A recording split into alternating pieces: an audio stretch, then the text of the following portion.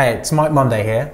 So at the weekend I got a Facebook message from a guy who was finding it really hard to get his head around sending out his first tune. He'd finished it, but he was finding it really hard to pluck up the courage or get his head around the idea of other people listening to it. Now, this is normal because sending out your first tune, or in fact sending out any tune, take my word for it, there is a great deal of uncertainty about how it will be received, and the human brain absolutely detests uncertainty. In fact, there have been studies done which show that the human brain processes and experiences uncertainty in the same way as it experiences a threat to your life.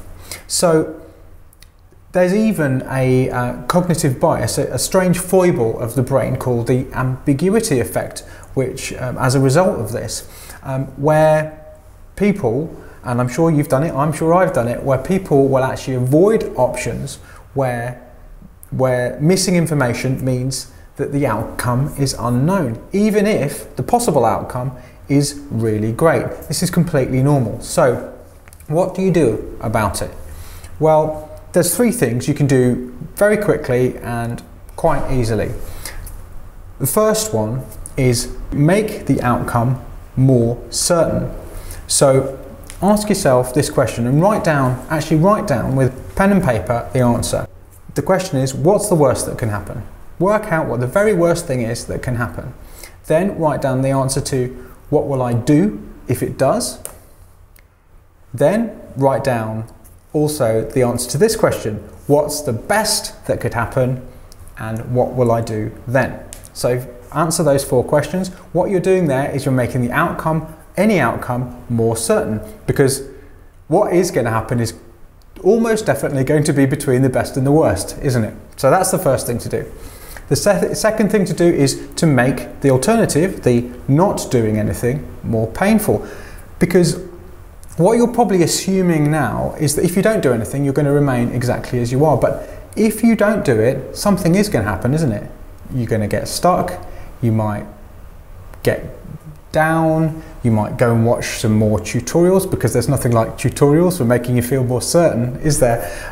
You might get completely stuck. You might end up giving up because you haven't sent that tune out. So what you're doing there by actually working out what will happen if you don't do it is you're making not doing it more painful. Okay, so that's the second thing. And the third and final thing is reframing or reappraising the situation. Now, there are many different ways of doing this, but I'm going to give you just one example here.